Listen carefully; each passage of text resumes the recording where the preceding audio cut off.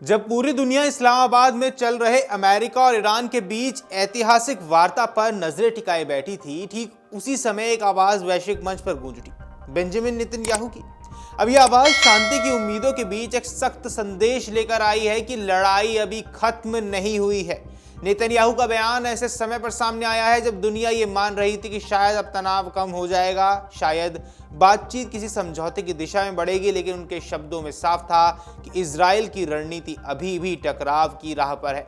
उन्होंने दो टूक कहा है कि उनके नेतृत्व में इजराइल ईरान और उसके सहयोगियों के खिलाफ अपनी लड़ाई जारी रखेगा।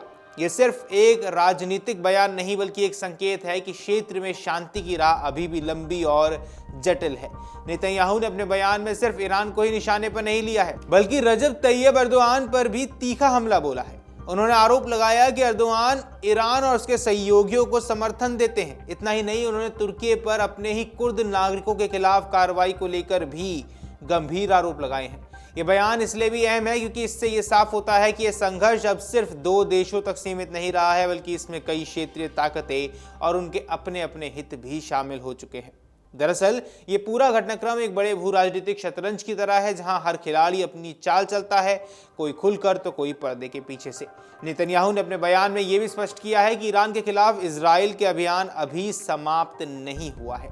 उन्होंने कहा कि ये लड़ाई अभी जारी रहेगी क्योंकि उनके मुताबिक ईरान की परमाणु महत्वाकांक्षाएं अभी भी खतरे में बनी हुई हैं। उन्होंने दावा किया कि इजराइल ने इस अभियान में ऐतिहासिक उपलब्धियां हासिल की हैं। उनके अनुसार ये कार्रवाई इसलिए जरूरी थी क्योंकि ईरान परमाणु हथियार हासिल करने के बेहद करीब पहुंच चुका था और तेजी से मिसाइल निर्माण की क्षमता को बढ़ा रहा था। यह दावा कुछ नया नहीं है। लंबे समय से इजराइल ये कहता रहा है कि ईरान का परमाणु कार्यक्रम उसके अस्तित्व के लिए खतरा है, लेकिन इस बार नेतन्याहू के बयान में एक अलग तरह का आत्मविश्वास और आक्रामकता नजर आई है। उन्होंने यह आरोप लगाया है कि अयातुल्लाह अली खामेनेई अपने परमाणु और मिसाइल कार्यक्रम को इतनी गहराई से छिपाना चाहते थे कि उन्हें किसी भी बाहरी हमले से बचाया जा सके। उनका इशारा उन बंकरों और भूमिगत ठिकानों की ओर था जिनके बारे में अक्सर कहा जाता है कि वह अत्याधुनिक सुरक्षा से लैस है, लेकिन नेतन्याहू ने यह साफ किया है कि इजराइल ऐसे किसी भी खतरे को नजरअंदाज नहीं कर सकता है। उन्होंने कहा, अगर जरूरत पड़ी तो ईरान के सर्वधित यूरेनियम को कूटनीति या फिर ताकत किसी भी तरीके से हटा दिया जाएगा।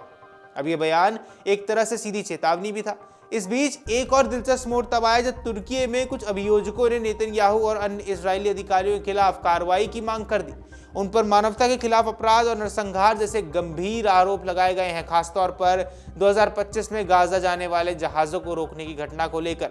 इस घटनाक्रम ने पूरे विवाद को और जटिल बना दिया है। एक तरफ नेतन्याहू खुद को सुरक्षा और अस्तित्व की लड़ाई लड़ने वाला नेता बताते हैं, वहीं दूसरी तरफ उनके खिलाफ अंतर्राष्ट्रीय स्तर पर आरोप भी लग रहे हैं। नेतन्याहू अपने बयान में ये भी कह रहे हैं कि उन्होंने अपने जीवन का सबसे बड़ा हिस्सा इस बात के लिए समर्पित किया है कि ईरान परमाणु हथियार न बना सके। उन्होंने यहाँ दावा किया है कि उन्होंने दुनिया को इस खतरे के बारे में बार बार चेताया, लेकिन उनकी बातों को गंभीरता से नहीं लिया गया। उनके अनुसार पिछले साल जून में इजराइल ने हमला करके डर की दीवार को तोड़ दिया।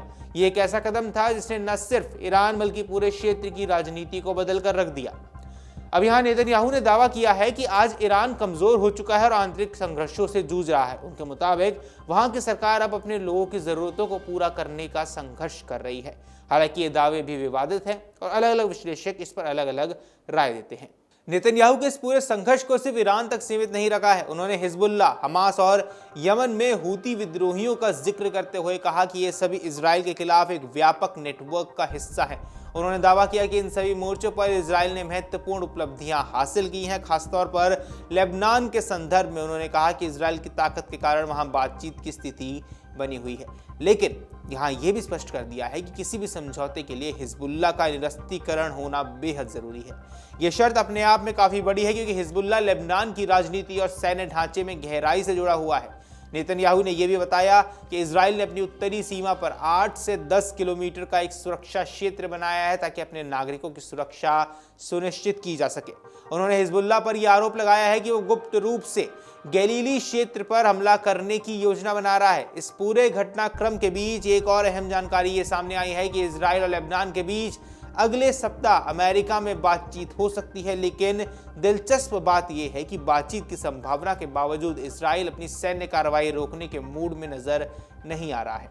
गाजा को लेकर भी नेतन्याहू ने साफ संकेत दिए हैं कि हमास के खिलाफ फिर से सैन्य कार्रवाई शुरू की जा सकती है, यानी एक तरफ कूटनीतिक प्रयास जारी हैं, दूसरी तरफ युद्ध की तैयारियां भी। एक पूरा परिदृश्य एक ऐसी कहानी बयां करता है जहां शांति और संघर्ष साथ साथ चल रहे हैं। जहां एक और बातचीत की मेज पर उम्मीदें सजाई जा रही थी, वहीं दूसरी ओर जमीन पर तनाव कम होने की कोई स्पष्ट संकेत नहीं दिख रहे हैं। नेतन्याहू का बयान इस बात की याद दिलाता है कि अंतर्राष्ट्रीय राजनीति में हर कदम के पीछे कई परतें होती हैं: सुरक्षा, शक्ति, रणनीति और राजनीति।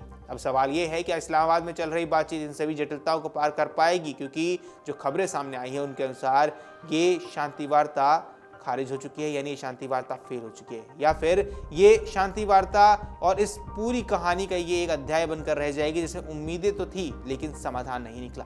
आने वाले दिनों में ये साफ होने वाला है कि दुनिया किस दिशा में आगे बढ़ रही है, शांति की ओर या फिर एक और बड़े टकराव की तरफ। अगर आप ये वीडियो YouTube पर देख रहे हैं तो हमारे चैनल को सब्सक्राइब कर बेल आइकन दबाएं, और Facebook पर देख रहे हैं तो हमारे पेज को लाइक करें।